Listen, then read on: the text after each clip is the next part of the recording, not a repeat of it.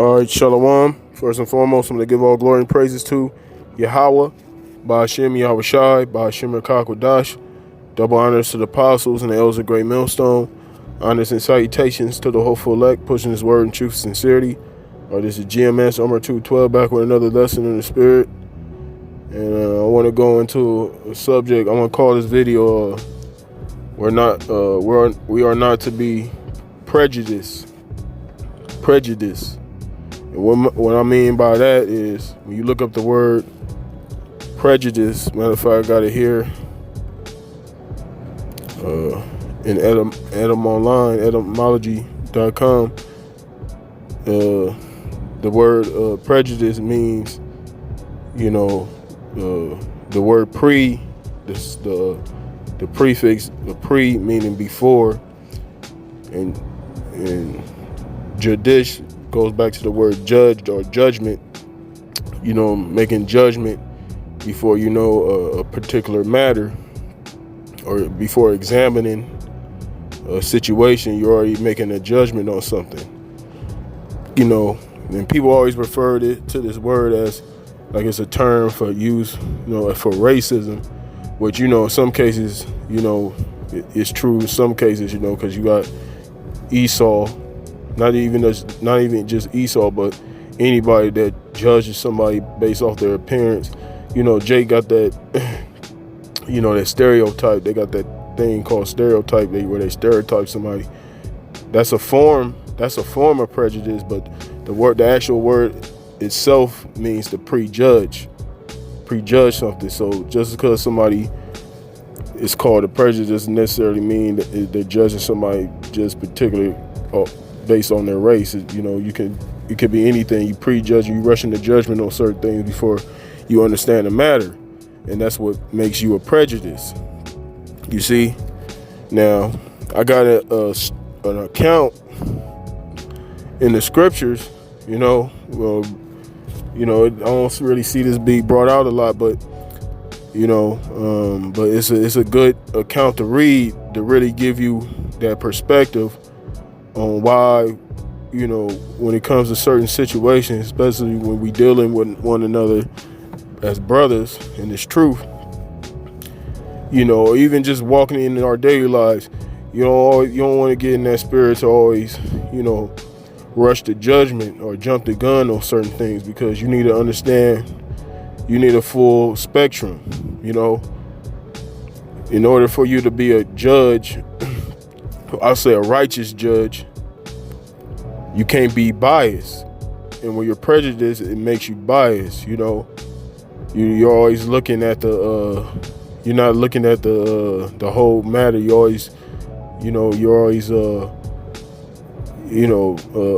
prejudging based off, your bias. Whether you hear the matter or not, you're already rushing to a certain judgment in your mind, because you're already you feel that wherever judgment comes in your mind is right, but you could be wrong. But anyway, I don't want to ramble on too long. The point is, this is what I just want to touch on this, and I'm gonna read this account, and then grab, and if the spirit allows, grab a few more precepts, and then I'll close it out. Hopefully this is edifying to you brothers and you sisters as well. So without further ado, I'm gonna go right into it. Now, this is the book of Susanna, and in the Apocrypha, I'm gonna start from the first verse. All right, it says, this is Susanna 1:1. There dwelt a man in Babylon called Joachim, and he took a wife whose name was Susanna, the daughter of Chelsea, a very fair woman, and one that feared the Lord. Her parents also were righteous and taught their daughter according to the law of Moses. All right, it says, now Joachim was a great rich man, and had a fair garden joining unto his house, and to him resorted the Jews, because he was more honorable than all others. So it mentions Joachim is the man that is referring to his wife, which is this story, this account is going to go into. His wife Susanna was his wife, and his scriptures said she was a very fair woman, meaning she was very beautiful. She was a beautiful woman, you know. And it was known that this was, and Jocham was an honorable man among Israel, among Jake. So they knew him and his wife, you know. And it said the Jews would resort to his garden, you see. So, you know, Jake, you know, they were very familiar with Jocham and his woman. All right, it says, in the same year were appointed 2 of the ancients of the people to be judges, such as the Lord spake of. That wickedness came from Babylon, from ancient judges who seemed to govern to the people.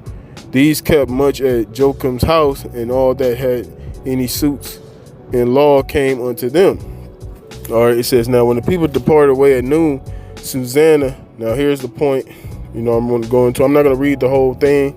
You know, you brothers got time, you can read the whole book yourself. I'm kind of jump around because I want to hit the certain, you know, I want to hit the key point that I'm talking about, you know, so you can read this on your own.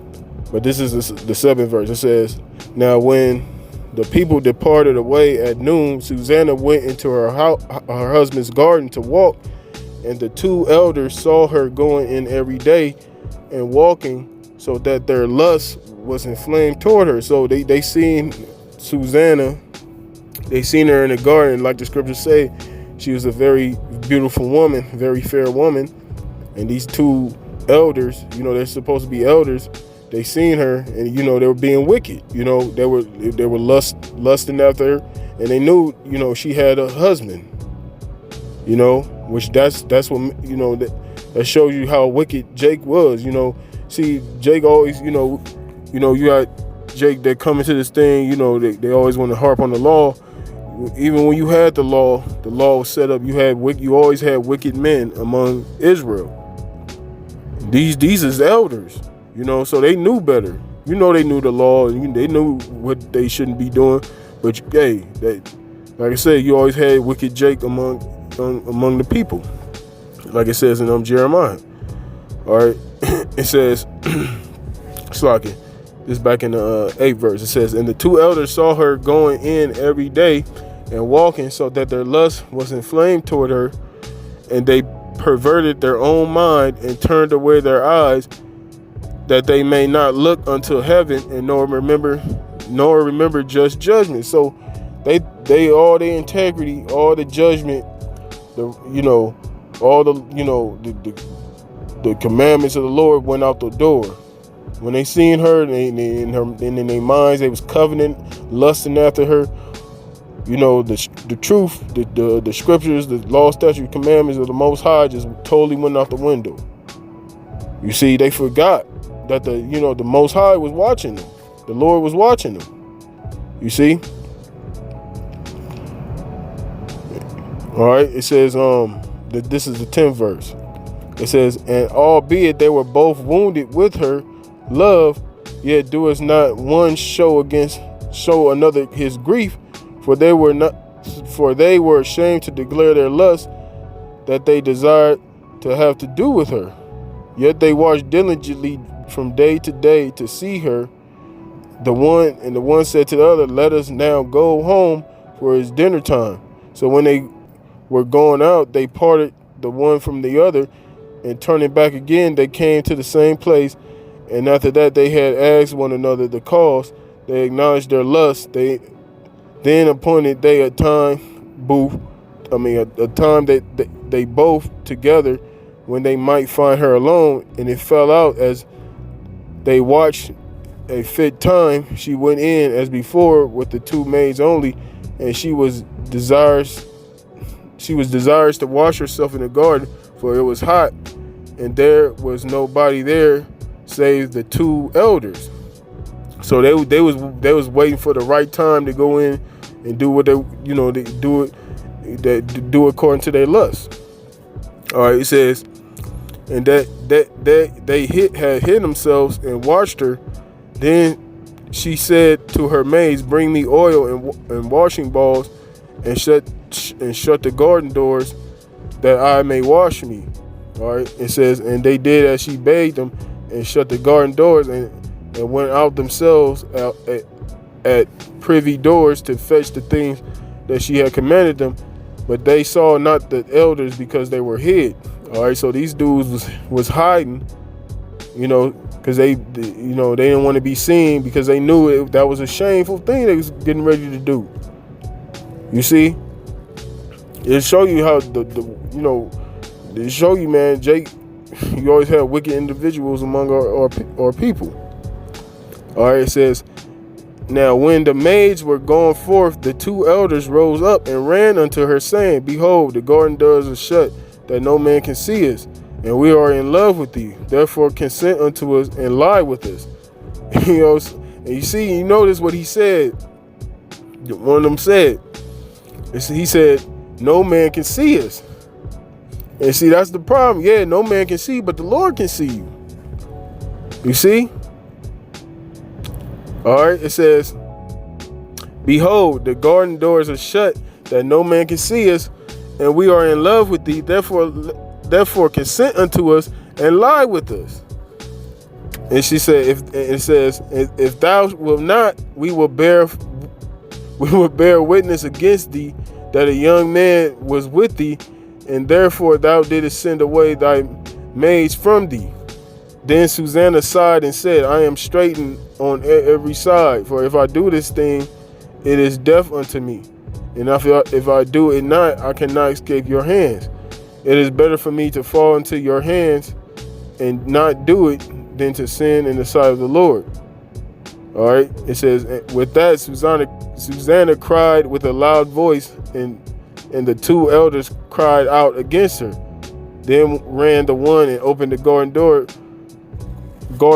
So when the servants of the house heard the cry in the garden, they rushed in at the privy door to see what was done unto her.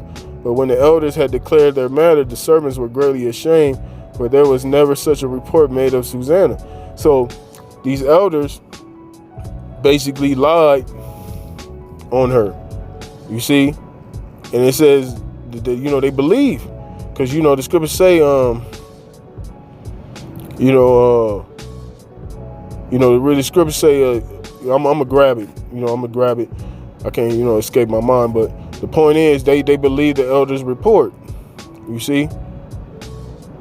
And it said, like it says, the servants of Susanna was greatly ashamed, because they never heard a report like that made of Susanna. And this is going to lead to the point I want to make in this, in this video. But I'm gonna keep reading.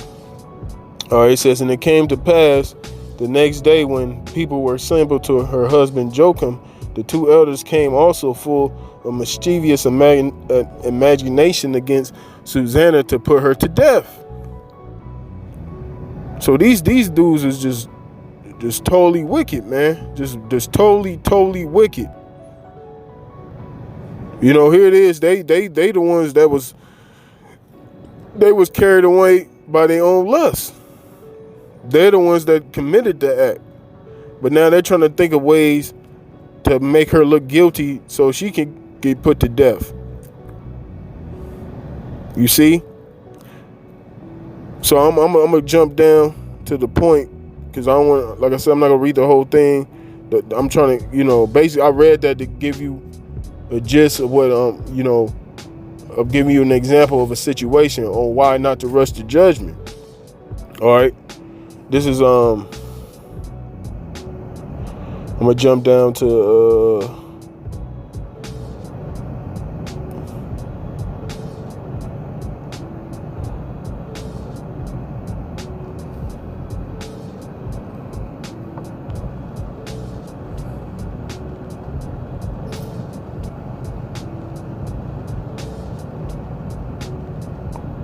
bear me 1 second.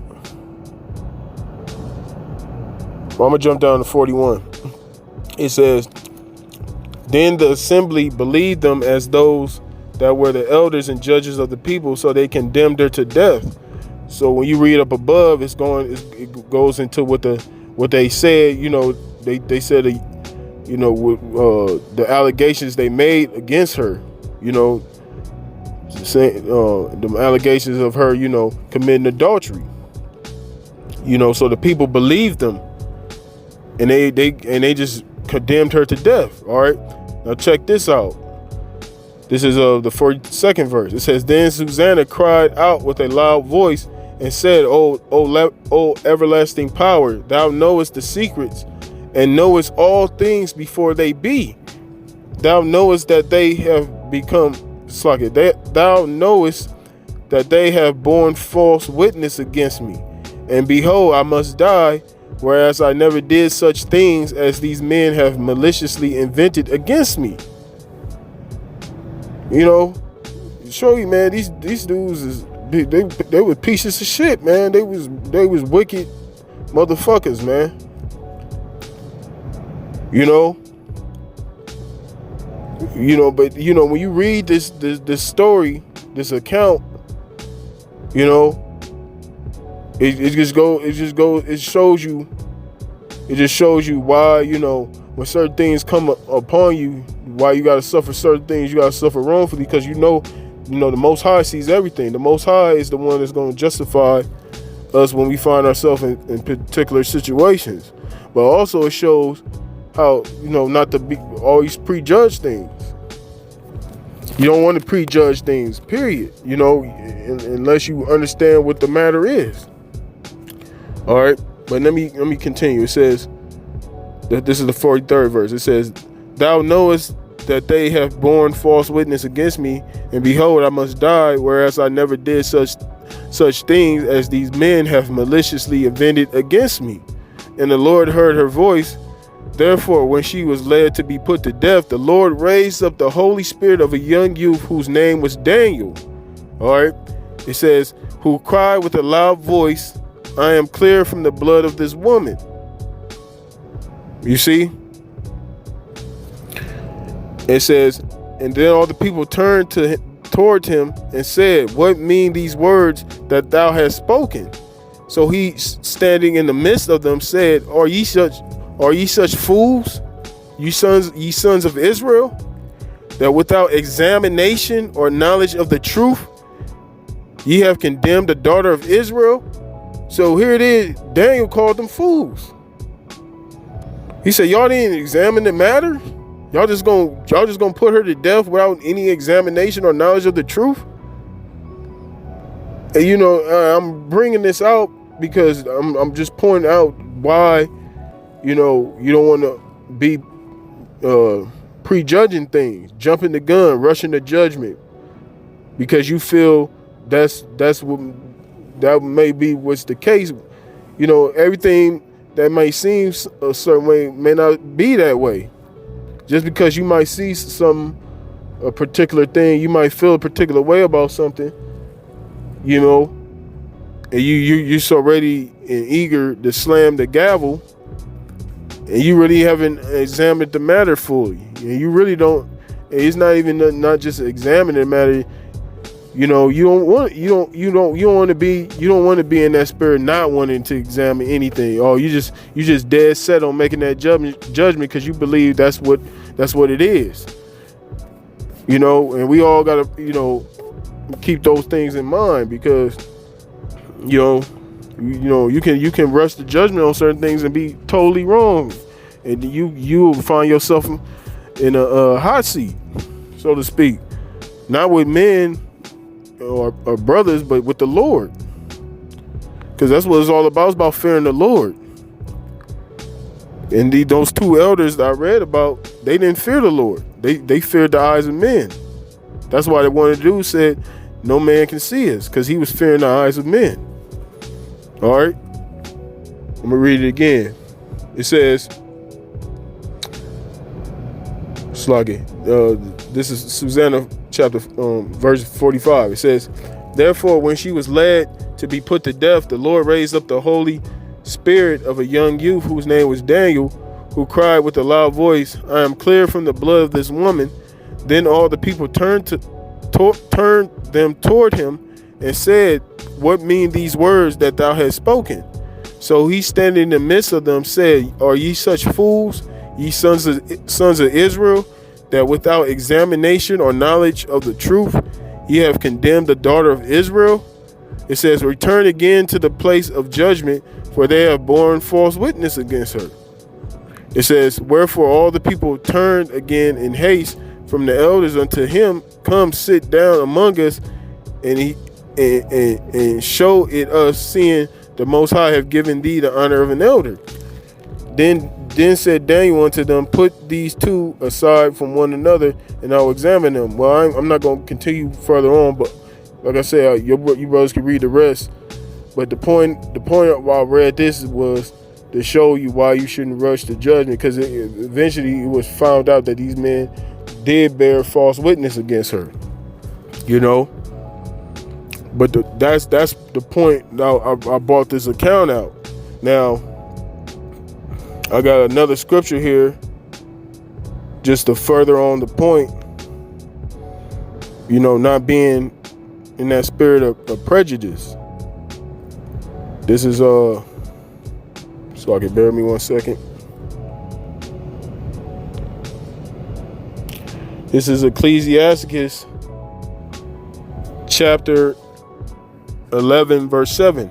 It says, blame not before thou hast examined the truth, understand first and then rebuke. And that's very, very important. And that's why I read that account, with Susanna. Here it is, Susanna. She didn't do anything wrong. She was bathing in her garden. She thought she was alone, but she wasn't alone, because you had these two individuals, these two elders, these wicked elders in Israel, that hid themselves because they knew what they wanted to do, which was commit wickedness, trying to lie with her, knowing that she had a husband. You see? And then since they were elders, they had that title as an elder. They had that position among the people. They knew that the people would believe them because they were elders. So they used that as an advantage, to commit wickedness. And then they were trying to, they were, not only that, to add insult to injury, they bear false witness against her. Not only were they going to lie with her, and she didn't want to consent to them, they were going to lie on her. And like I said, and they knew their position in the nation. They knew the people would believe them because they were elders. You see, and the scriptures say, I believe it says, against the elder receive not any accusation. I'm paraphrasing. It's somewhere along those lines where it says that they knew the people would believe them over Susanna. You see, but like the scriptures also said, the Lord raised up Daniel, which shows you the wisdom of Daniel, because Daniel he separated those two, knowing they wouldn't have their story straight. And that's what Esau kind of does that too, with these interrogation, they tactics they do. They separate certain dudes so they'll see the storylines up together. And Daniel did the same thing. And Daniel is at that time was a young man. That's why he was referred to as a youth. He was a young man. But the Lord showed through Daniel that wisdom. That's why he called Israel a bunch of fools, man. He said, you got to examine it. And see, I'm going to read this again. It says, this is Ecclesiasticus 11, verse 7. It says, blame not before thou hast examined the truth, understand first and then rebuke. You see, and that's a righteous judge right there. See, Daniel didn't just jump the gun and say, oh yeah, she must have did it. The elder said it, she did it, she must have done it. That shows you why Daniel, is it shows you his wisdom, man, even from a youth. So I'm just bringing this out just to, just throwing this out there. Just, we all gotta be mindful, especially when we dealing with brothers in the truth. Also in the world too. We got, we gotta apply these scriptures where, everywhere, man. Not just among the body, but in the world as well. But especially with the brothers, Don't be in such a hurry to jump the gun and rush to judgment. You know what I'm saying? You could, you know, you wanna understand the matter of things. You know what I'm saying? You wanna understand, you know, the full spectrum, you know, so to speak, before you can speak on anything. Because if you're not going to look at the full spectrum and you're not going to examine the matter, then you don't need to be placing any judgment. And like the scriptures say, man, wherever judge, you're going to be meek with it. So you want to be careful on how you judge, you know. But anyway, I'm going to close it out with that. You know, hopefully, like I said, once again, this was edifying to you, Akim, and you sisters out there, you know. You know, just keep fighting, man. We almost out of here, you know. You know, we all got to, you know, as the days go on, man, prophecies popping off, you know, we got to be together, man. You got to be united together in the spirit, man. Because at the end of the day, even though brothers come, we all come from different walks of life. We all got preferences. We got our likes, dislikes, whatever. All that shit don't matter. The fact that we in this truth, the reason why we together is because of our belief in YAHAWASHI. And we gotta put all those things aside and focus on the mission at hand, which is to push this word, man, so we can get the hell up out of here. And hopefully the Lord have mercy on us, you know. So with that, I'm gonna give all glory and praises to Yahweh, Ba'ashem, Yahawashi, Ba'ashem Rawchaa Qadash. Double honors to the apostles and the elders of Great Millstone. Honors and salutations to the hopeful elect, pushing his word, truth, sincerity. And I'm going to say shalom. Shalom.